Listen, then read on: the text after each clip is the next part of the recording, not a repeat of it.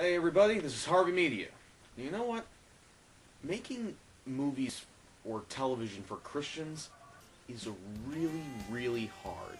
You wouldn't think so, right? I mean, just make a movie that's in keeping with Christian values, but that's not entirely the point, is it? It's not making movies that are consistent with Christian values. It's making movies consistent with what everyone thinks Christian values are. And that's really difficult because, as you know, there are a whole lot of denominations of Christianity and a whole lot of different people out there who think that they know what Christianity is and what Christianity stands for. There are people who say this, there are people who say that. And Christian media, or at least the people who make it, seem to think that they need to appease everyone. It's worse than the 90s when cartoons had to suck up to the soccer moms and dumb down all of their superhero cartoons by making guns into laser guns or grenades into sonic grenades or even in one instance turning a knife fight into a lightsaber fight. It's really quite ridiculous, and it ends up creating droves and droves of just absolute drivel in place of what could be actually good entertainment. Really, the paradigm for making a family movie, and in my opinion, what Christian films should be, are the Disney movies. You have just enough whimsy and entertainment and funniness and songs to keep the kids and the parents happy. At the same time, you have a dark underlying threat and some really serious undertones to the film to make it interesting and to actually keep the kids' attention and entertain the adults at the same time. You have the veneer of being a kids' movie, but at the same time you have enough adult elements to keep things interesting. That's what I think that all family films should be, and unfortunately what Christian films often aren't.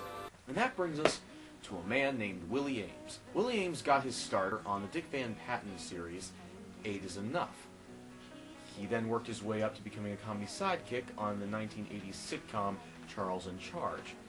Sometime after Charles in Charge was canceled, it seems that Willie Ames went through a rather dark patch in his life. Eventually, the woman who I believe would later become his wife invited him to come to some sort of get-together for Christians, and he found that they were speaking right to him and that he accepted Christ. After this, he decided to use his newfound faith and his show business background to try and help teach kids about the Bible and God's Word. So, in order to educate kids, Willie Ames came upon a great idea. What if we created a superhero who was also a Christian? A Christian superhero. He's a superhero who goes out of his way to help protect kids from evil and to teach kids about the Bible. And that's a great idea. Kids love superheroes. They look up to them all the time. Why not have a superhero who teaches them good life lessons? What came out of this endeavor was a series called Bibleman. It was sort of like a TV series, except that it never actually aired on TV in its original version, as far as I'm aware. Instead, each episode was given its own direct-to-video release.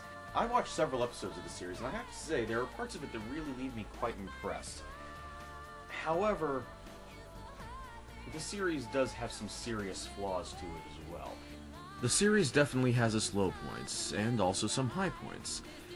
But unfortunately, what we're going to be focusing on is definitely one of the low points. It also happens to be the first point.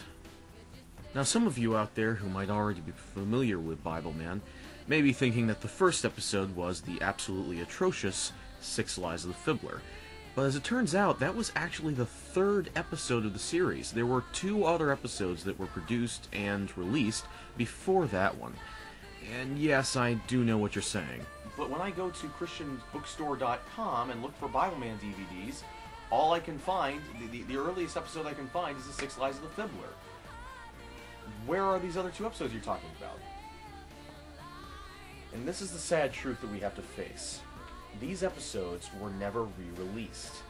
These 2 episodes, as far as I can tell, were released together on 2 separate VHS tapes, along with the packets of information about Christianity, little Bibleman Bibles and little toys and things, just a welcome packet to Christianity, essentially to get kids excited and get kids into Christianity and into the church. I'm sure that if any of you have ever gone to church in your life, you've received something like this, except instead of putting together a collection of little knickknacks and toys and what would Jesus do bracelets and little squirt guns or something like that they would usually give you at your church or my church, these guys decided to make a movie and send that out instead, on the same budget that it took to buy those little what would Jesus do bracelets and those little water guns and everything. The same people who continuously re-released The 6 Lies of the Fiddler on DVD were the ones that said, no, these 2 episodes should never see the light of day. We released them on 1 VHS tape, and that was already too much. I want to put this out right now. I have nothing but respect for Willie Ames. I think that he is a great guy. I don't wish him any ill will.